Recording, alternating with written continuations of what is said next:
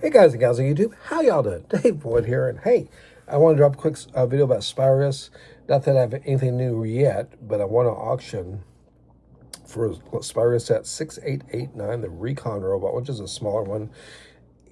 Spyrius was not really something I was really, but I picked a few sets. I thought maybe this was the last set, right? But it's not. There's a couple other sets out there, bigger sets. So I don't know what's going to happen, but let's just start off with 6835, the Saucer Scout. This was almost like a microfighter of the day, shall we say. Not really, but it is, because it gives you the minifigure, which was a standard Spyrius minifigure. It's a decent build. Oh, and one other thing. This is quite a rare piece on top here. All the spacecraft flyers have trans dark blue or trans blue. All the ground vehicles seem to have red. So that's just kind of an interesting thing. But it's a good, simple build. I really think it's a unique build. You'll see this theme as a very nice popping color, and it definitely pops out. Now we have here the Robo Guardian 6949. You'll notice these plates. This is actually a sticker, but these plates are used over and over, including in Aqua Raiders.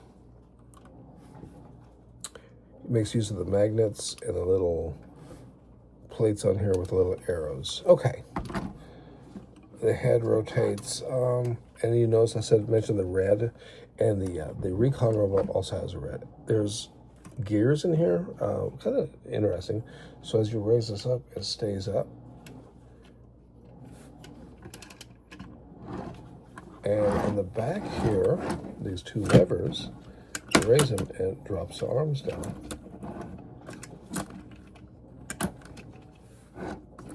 And we use these silence wheels or plastic 6118 wheels. It makes a track look. You remember there was no legs back then. So first of all, let's go with these two arrows here for a play feature. We separate those out. And what that does is it releases this box here, which has like a little printed towel in here.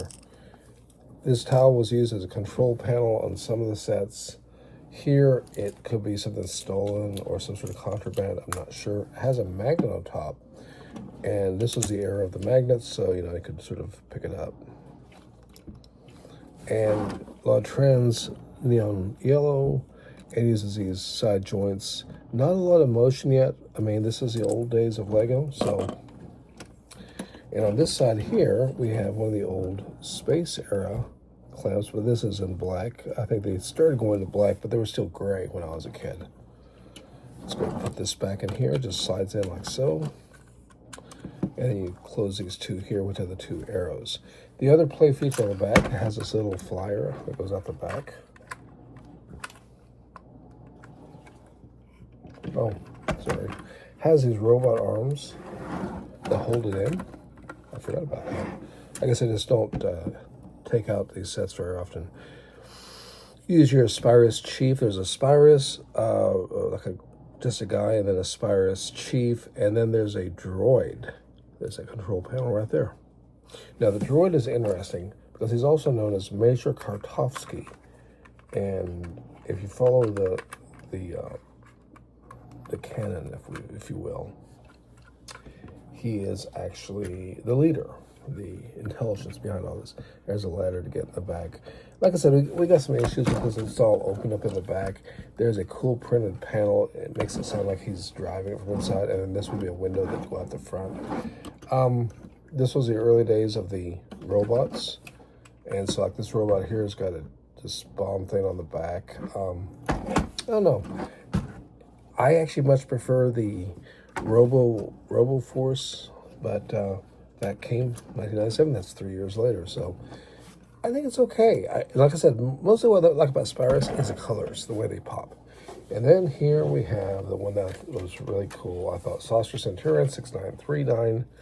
And notice its aircraft was blue. Sometimes people will do a video and they'll have it on the ground as a base, and they'll be talking about, does it drive around? Like, no, it's got jets and wings on it. Come on, guys, it's a flyer.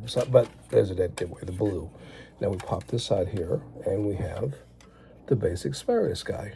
The Chief has printing on his helmet. I guess I don't have one handy. Oh, I do have one right here on the top of the robot. I'm not going to actually take him out, but you can just see him that way. See the printing on his helmet. He has a slightly different. He has like a mustache, kind of a mischievous look, like he's literally up to no good. I'm sure he isn't. This is a really cool flyer. You notice these little wheels on the bottom. We'll talk about that in a second. But these blue, these are hard to get if you can't get them, if you don't get them on your set. If you have to piece it together, that can be a problem area. This is a little grabber here. It comes out.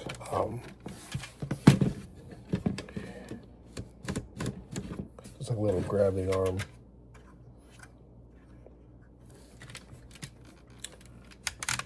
It's pretty cool. But the real feature here, as usual, if you look, has these little arrows indicating that you pull this apart. When you pull it apart, boom, out comes the droid. And this is Major Kartovsky. And this is actually one of the coolest little builds for something that just slips up inside there. I think it's quite interesting how it fits up inside there. Once again, that black and red really looks good.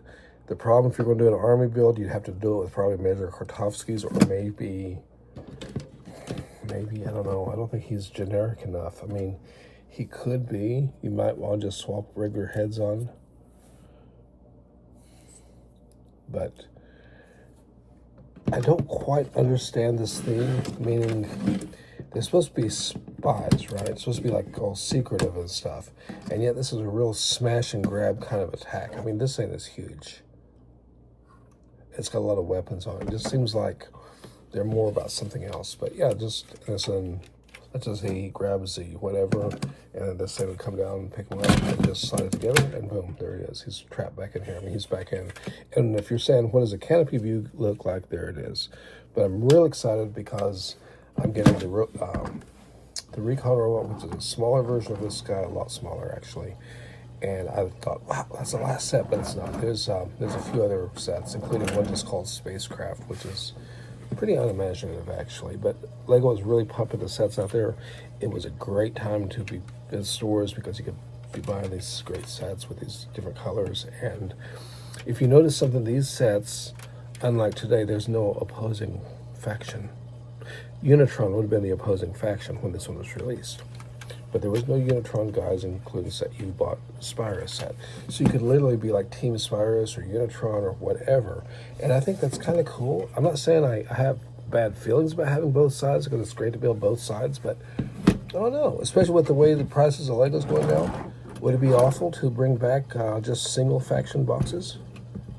It would also mean that both boxes would probably be at the stores, or at least ideally would be. So, but yeah, but think about the dark blue and stuff, and think about how much that's all captured, including this towel in this little tiny build. So there it is, and can't wait for the Recon robot get here. That's 6889, and that one has the instructions too, which is really cool. So anyways, appreciate the views out there and great support. Y'all take care, guys and gals. Comment down below what y'all think about vintage stuff or Lego in general. Ciao.